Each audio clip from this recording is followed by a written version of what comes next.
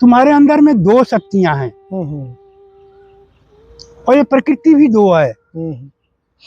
और प्रकृति का जो है रहस्य को नहीं जानेगा, है ना, वो इस मानव जीवन के समस्या या अपने आत्म कल्याण को नहीं कर सकता है। ज्ञान नहीं होगा, हम आत्मज्ञानी नहीं बनेंगे, हम कौन है अपने को नहीं पहचानेंगे और हम अपने स्वरूप को ना जानेंगे, तब तक से हमारा कल्याण होने वाला नहीं है। हम अपना उद्धार अपना कर सकते हैं। अपने आप को जानने वाली प्रक्रिया का नाम ही अध्यात्म है।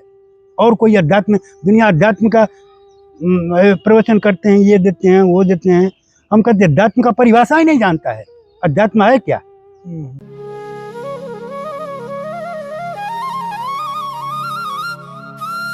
राधे राधे। आप सभी भक्त वृंदों का एक बार फिर स्वागत है आपके अपने चैनल संत यात्रा में। लगातार आपको भारतवर्ष के छुपे हुए संतों के दर्शन हो रहे हैं हमारे साथ। तो आज मैं आपको श्री ब्रज धाम में ही निवास करने वाले एक और दुर्लभ संत जी के दर्शन कराने वाला हूं, जो महाराज जी श्री धाम में रहकर ही आनंद की साधना करते हैं। और बहुत ही गूढ़ रहस्य आज आपको सुनने को मिलेगा। भक्ति मार्ग का आप वीडियो को बिल्कुल भी स्किप मत करना। बड़ा आनंद में, प्रेम में और रसमय सत्संग संत यात्रा के साथ। और आप सभी भक्तों की कृपा से जो भी संतों की सेवाएं चल रही हैं, जैसे संतों आप देखते हैं वीडियो में, संतों को कुटिया बनाने की सेवा, संतों को भोजन प्रसादी की सेवा, उनकी कुटिया पर राशन पहुंचाने की सेवा इत्यादि आज छोटी छोटी सेवाएं जो चल रही हैं, उसमें जो भी भाई बहन निमित्त बने हुए हैं उनको कोटि कोटि प्रणाम। तो आइए महाराज जी के श्री चरणों में चलते हैं, जानते हैं उनका अनुभव और उनकी वाणी संत यात्रा के साथ। जय जय श्री राधे, जय श्री राधे, जय श्री राधे। और महाराज जी और बढ़िया है, अपना सुनाओ। बस आनंद है। गर्मी पड़ रही है। अरे कहो मत, हालत खराब किया है। गर्मी से तो अब चिलचिलाती धूप से तो थोड़ा सा अब राहत मिला, क्योंकि थोड़ा सा बारिश वारिश होने लगी, मौसम और अनुकूल हो बन रहा है। बारिश हो गई, हरियाली भी दिख रही है। हरियाली भी, अब बिल्कुल चारों तरफ हरे भरे। अब तो धरती हो जाएगी जब तो खुशहाली और एक हरियाली जो धरती की, वो एक हृदय को छूने वाली चीज होती है बिल्कुल आदमी को। तो ये ठाकुर जी की असीम कृपा है, राधा रानी का। हम धाम में पड़े हैं जी, और धाम की ऐसी महिमा है कि राधा रानी के तो ऐसे धाम है यहाँ नया नित्य नूतन हर समय, है ना, यहाँ परिवर्तन है। बिल्कुल महाराज जी। 12 महीने यहाँ नए एकदम, जो एक धाम के अंदर नया रूप देखने को मिलेगा। प्रकृति ऐसी यहाँ की लीला है जी, कि एक प्रतिदिन एक समान नहीं दिखाई देगा। यहाँ कुछ ना कुछ परिवर्तन जरूर दिखाई देगा यहाँ। बिल्कुल महाराज जी। और ये परिवर्तन ही दिल को छू लेने वाली होती है, मन को छू लेने वाली होती है, तरंग के समान। इस अनुभव को कोई संत महापुरुष ही अनुभव करता है। यहाँ के दिव्य लीला हैं, यहाँ के दिव्य वातावरण है, यहाँ के दिव्य ये प्रकृति है, इसका प्रभाव तो अनोखी है। जी, ये तो साक्षात गोलोक धाम है राधा रानी का। ये संसार में जो भटक रहे हैं जी, और संसार में बहुत बड़ी एक चीज हम बताता हूँ, हर वीडियो में भी दिया हूँ जी, है ना, आज भी बता रहा हूँ। जी, हम उसी बिंदु पर विशेष तौर से ध्यान आकर्षित करता हूँ लोगों का, प्राणियों का, जहाँ से उसका कल्याण होना है, उद्धार होना है, जी, है ना। जी, और वो विषय है दुनिया में आज हम देख रहे हैं। भक्ति, ज्ञान और वैराग जो है, ये मार्ग हैं चलने के लिए, रास्ते बनाए गए हैं। लेकिन बहुत सारे ऐसे प्राणी हैं जो ढूंढ रहे हैं, रास्ता नहीं मिल रहा है। संतों के चरणों में जाने के बाद, गुरुजनों से दीक्षा लेने के बाद, भजन क्रिया में जुटने के बाद उन्हें मन की शांति नहीं है ना। कह रहे हैं कि महाराज हमारे इतने दिन हो गए भजन करते, हम गुरुजी ने हमें दीक्षा दिया, नाम बताया और हमें सब साधन कर रहे हैं, फिर भी हमें अंदर से व्याकुलता है, अशांति है, अंदर शांति नहीं है। तो आप मतलब इस बारे में कोई जानते हो तो वो समाधान की ये समस्या का, आखिर मानव जीवन की ये समस्याएं जो हैं, है ना, कैसे समाधान हो। तो हम लोगों को बताए, कितने लोगों को बताते हैं, बताए इस रास्ते को कि भाई ये संसार में देखो, है ना, तुम्हारे अंदर में दो शक्तियां हैं और ये प्रकृति भी दो है।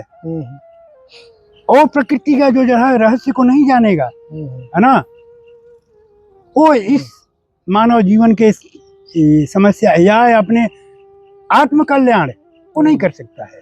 सत्य महाराज। आत्म कल्याण बहुत जरूरी है, क्योंकि हम धरती पर आए हैं, इस मृत्यु लोक में तो क्यों आए हैं, इसका कारण है ना जी। पहला तो ये जानना है कि मैं कौन हूँ, मैं कौन हूँ, किस लिए मुझे आना हुआ है यहाँ मृत्यु लोक में, क्योंकि ये इसका नाम मृत्यु लोक है, ये माया लोक है, यह अंधकार नगरी है, बिल्कुल अंधेरा ही अंधेरा है, प्रकाश नाम का चीज यहाँ नहीं है जी। है ना। यानी प्रकाश का मतलब ज्ञान होता है, वो ज्ञान नहीं है, ज्ञान है केवल जिसको ज्ञान को लोग कहते हैं, हम उसको अज्ञान कहते हैं। हम लोग ज्ञानी महापुरुष जो होते हैं, तत्वदर्शी महापुरुष अपने तत्व की दृष्टि से उनको अज्ञान साबित करते हैं। शास्त्र भी कहता है, महापुरुषों की वाणी है कि जो ज्ञान लोग कहते हैं कि हम ज्ञानी हैं, है ना, ये माया के ज्ञान को जान करके मन के और शरीर के और संसार के विषय के ले करके लोग कहते हैं कि बहुत बड़े ज्ञानी हैं।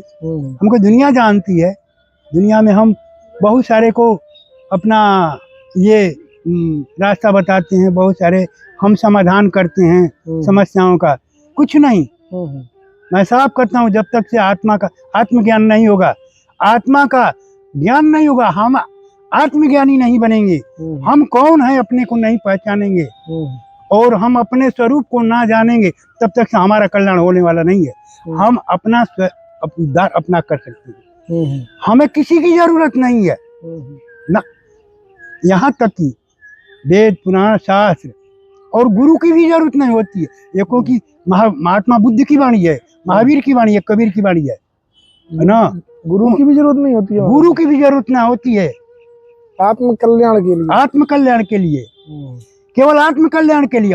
और के लिए तो भगवान को बताने के लिए तो दुनिया में गुरु बने हैं, रास्ता बताते हैं, ऐसे करो ऐसे करो, माला जपो, ध्यान करो, पूजा करो, पाठ करो, जो यानी दुनिया तमाम की साधन ये बनाए गए हैं, है ना। तो उसको लोग बताते हैं भगवान कैसे मिलेंगे, मुक्ति कैसे मिलेगी, मोक्ष कैसे मिलेगा, ये तमाम प्रकार की बातें। लेकिन हम कहते हैं, हम ही नहीं कहते हैं, महापुरुषों की वाणी है जी। इस बात को गीता में भी कृष्ण ने बताया, लेकिन गीता के अर्थ को नहीं लोग समझ पा रहे हैं। कबीर ने भी इस बात को कहा है, बुद्ध और महावीर और नानक भी ने इस बात को कहा है। बहुत से महापुरुषों की वाणी है जो मैं जिस टॉपिक को उठाया हूँ और जो बता रहा हूँ। कैसे संभव है हमारी, थोड़ा बताइए। ये संभव यह है कि देखो, हमें एक भव रोग लगा हुआ है। भव रोग का अर्थ होता है जन्मों जन्मों का रोग। और रोगी कौन है? शरीर नहीं है, मन रोगी है हमारा। शरीर तो दुख पा ही रहा है, लेकिन साथ साथ मन भी दुख पा रहा है। और मानसिक रोग सबसे बड़ा रोग है। बिल्कुल महाराज जी, मानसिक जो रोग है सबसे बड़ा मन का रोग है, इसको भव रोग कहते हैं। और जन्मों जन्मों का रोग लगा हुआ है, और यही मन के रोग के बताने वाले कोई डॉक्टर नहीं है कि मन के रोग को मिटा सकें। और मन जब तक रोगी रहेगा तब तक आत्मा निरोगी, आत्मा का कल्याण नहीं हो सकता है, क्योंकि मन ही बंधन है, मन ही मुक्ति का कारण है। मुक्ति मन को ही मुक्ति होती, सुखदेव जी ने बताया है कि राजन मन को ही मुक्ति होती है। परीक्षित से कहा कि राजन, कहा कि मुक्ति किसकी और बंधन किसकी, भगवान बताइए। परीक्षित ने कहा, तो सुखदेव जी ने कहा एक ही शब्दों में प्रश्न किया, एक ही शब्दों में उत्तर बताया कि राजन मन की मुक्ति और मन का ही बंधन है। फिर मन की ही मुक्ति और मन ही के बंधन, तो केवल मन ही कहा है इसमें, नहीं मन नहीं है, है ना। ये मन तो एक प्राकृतिक, जैसे शरीर है, बुद्धि है, इंद्रियां है, वैसे मन भी क्षणिक चीज है। इच्छाओं का जोड़ का नाम मन है। चाह, इच्छा, भावना, ये प्रबल चीजें हैं जो मन को, ओ वासना इसमें जकड़ी हुई हैं, ये सब मन के विषय हैं। और मन से परे हमारी आत्मा है, और हम तो वैसे चीज हैं, है ना। वैसे देखो, महापुरुषों की वाणी, अगर बड़े बड़े महापुरुषों को चरित्र को देखा जाए तो महापुरुषों ने जो आत्मा के बारे में बताई है, वो तो कहा कि आत्मा ब्रह्म है, तुम ब्रह्म हो, इसमें दो राय नहीं है। तुम ही ईश्वर हो, तुम ही परमात्मा, तुम भगवान हो। तुम अपने को खोज तो करो। जी बिल्कुल महाराज जी, इसी को मानव ढूंढ नहीं रहा है। यही अंधविश्वास है। अष्टावक्र ने जो कहा है जनक से जी संवाद में प्रश्न उत्तर हो रहा था, तो वहां कहा कि राजन देख, शब्दों में, शास्त्रों में ज्ञान नहीं है और शब्दों में सत्य नहीं है। भाई सत्य क्या है तब? सत्य क्या है समझो ना।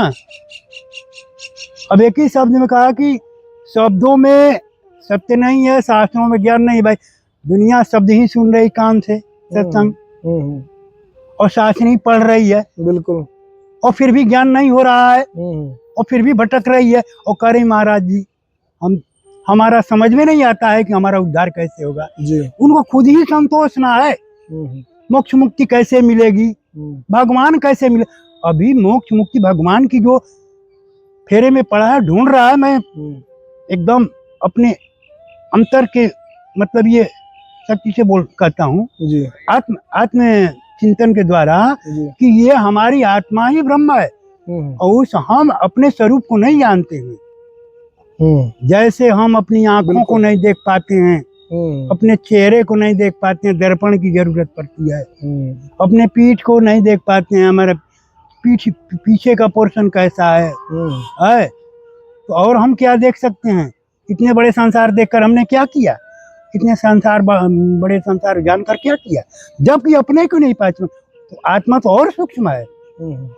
जो इन आंखों से दिखाई नहीं दे उसका नाम आत्मा है, वो अनुभव का विषय है।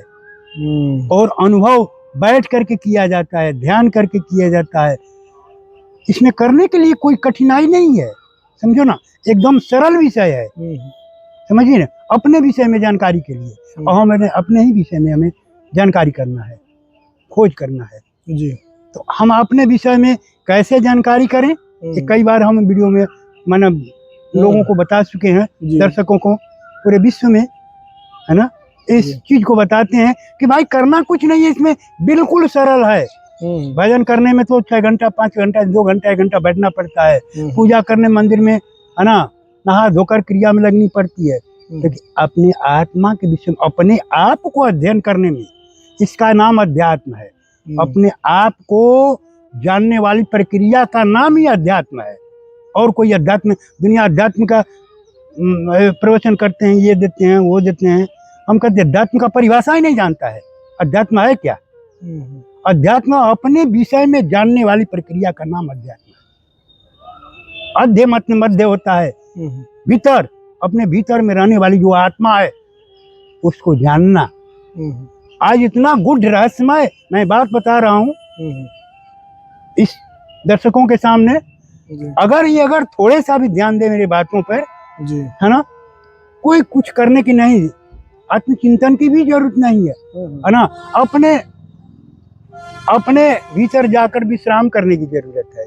और पहला प्रश्न है कि ये प्रश्न करना है अपने मन से, है ना, कि मैं कौन हूँ, इस संसार में आया हूँ, किस लिए आया हूँ और हम कर क्या रहे हैं, हमें करना क्या है। बस इतना ही। ये प्रश्न प्रतिदिन अपने मन में रखे, अपने आप से पूछे, किसी से पूछने की जरूरत नहीं, अपने आप से उत्तर आएगी इसमें से। अपने आप से उत्तर आएगा। अगर एक उदाहरण तो स्वरूप बताता हूँ कि एक आदमी अगर एकांत में जब रास्ते में चलता है, कोई नहीं रहता है, तो कुछ सोचने लगता है ना, कुछ सोचने लगता है। तो उसमें से एक कोई दूसरा होता है, उसको बताता है, आवाज आती है, अपने में चिंतन चलता है और कोई उसका प्रश्न उत्तर भी निराकरण भी उठा। जैसे कोई समस्या आ जाए हमारे सामने, तो हम एकांत होकर के बुद्धि पर चिंतन करते हैं कि भाई इसका समाधान कैसे होगा, इतना कठोर काम है, कैसे होगा। हर आदमी का प्रश्न है ये, हर आदमी अपनी बुद्धि से सोचता है, लेकिन बुद्धि का प्रश्न, जो बुद्धि में प्रश्न उठता है कि इसका समाधान कैसे होगा, तो इस समाधान के लिए जब चिंता में डूबता है तो वहाँ दुनिया में कोई नहीं होता उसके सामने रहता है, लोग फिर भी अपने चिंता में डूब जाता है। कहाँ जाता है? भीतर में चिंता जाती है, भीतर में जाता है चिंतन, वही नाम है चिंतन। जब अपने चिंतन में डूबता है तो उसका हल भी निकल कर आता है, प्रश्न का उत्तर भी निकल कर आता है। ठीक है, ऐसे ही अपनी आत्मा के विषय में भी ढूंढना है, मैं हूँ कौन, और इस मृतलोक में आया हूँ किस लिए? ये मृतलोक हमें ये शोक करने के ये कोई वैसा चीज नहीं है यहाँ। इसका नाम है दुखालय। दुख का घर है, दुखालयम अशाश्वतम शास्त्र ने कहा है। तो कहने का मतलब कि महापुरुषों की वाणी है ना। बुद्ध जी ने तो जब जन्म लिया, एक ही दिन का 2 दिन का भी अनुभव हुआ। उनमें अनुभव ये हुआ कि जैसे पैदा हुआ, चलने के लिए तैयार हुआ और 7 डेढ़ कला जैसे बुद्ध जी ने, वैसे अनुभव की जीवन दुख है। साफ का उन्हें जीवन दुख है, अनुभव हुआ उनको। और फिर उसी विषय पर उन्होंने समाधान भी किया। जीवन दुख है, जीवन दुख है ना। संसार में दुख है, दुख का कारण है। हम रोगी हैं, हमारा रोग का कारण है ना। और कारण का निवारण है। हम रोगी हैं, डॉक्टर के पास जाएंगे तब तो निवारण होगा ना। बिल्कुल। और डॉक्टर के पास जाता है रोगी तो कहता है अरे तू उल्टा सीधा खा लिया है, तेरे पेट खराब है ना, गैस बन रही है, यह रोग है, वो 36 रोग बने हुए हैं, तो दवा खाना पड़ेगा 6 महीना। तो क्या करता है? मजबूरन दवा खाता है। जो दवा खाता है उसकी तबीयत सही होती है, कारण का निवारण हुआ ना। ठीक वैसे ही हम इस मन से रोगी हैं। मन ये रोगी है और इसमें भवरोग लगा हुआ है। भवरोग का मतलब वासना का रोग। काम, क्रोध, लोभ, मोह, अहंकार, ममता, मोह, कितना गिना है, राग, द्वेष, ईर्ष्या, कपट, छल, प्रपंच, सब भर रखा है इसमें। हमारा जन्मों जन्मों का बैरी और कोई नहीं संसार में, हमारा मन ही दुश्मन है। मन ही है। और जो इंसान पहचान लेता अपने मन को, फिर मन से ही हमारी लड़ाई है। अब बुद्ध जी ने तो एक बात कहा है, कबीर ने भी इस बात को कहा है, आसन और शासन 2 चीज अगर जिसके पास हो तो इंसान यही रहते हुए भी आनंदमय जीवन, परमानंद को प्राप्त करता है, परम सुख को प्राप्त करता है और मोक्ष मुक्ति से भी परे और अलौकिक जीवन ब्रह्म के स्वरूप हो, शाश्वत सनातन अव्यक्त हो जाता है। हम वही हैं, पर हम उस परमानंद का चलावे, हम तो कीचड़ में पड़े हैं। हमारी जिंदगी कीचड़ में पड़ी है, दलदल में फंसे हैं ममता और मोह और लोभ के, अहंकार के। हमारे बंधन दो ही कारण है इस मन के, एक अहंकार, एक मोह। हमें अहंकार और मोह ने बांध रखा है और हम अपने अहंकार को पहचाने, अपने मोह को पहचाने, है ना, लोभ को पहचाने, तो फिर अपने धीरे धीरे धीरे धीरे हम केवल मन के ही पहचान करना शुरू कर दें, है ना, तो हम अपने आप हमारे समस्या का समाधान हो जाए, किसी की जरूरत ना पड़ेगी। हमें केवल अपने भीतर जाना है, आंखें बंद करना है और यही प्रश्न को बार बार उठाना है, मैं कौन हूँ, मैं किस लिए दुनिया में आया हूँ, मुझे क्या करना है, मैं क्या कर रहा हूँ और इस हमारा आत्म कल्याण कैसे, हम, यह बात है। ठीक है महाराज जी। और कोई आज्ञा महाराज जी, कोई सेवा आपके लायक? अब सेवा क्या है भाई, कोई हो तो बताओ। अब राधे राधे जी। अब भाई देखो, जीवन की समस्याएं तो अनेक होती हैं, है ना। नहीं कोई आज्ञा हो तो बताएं महाराज जी।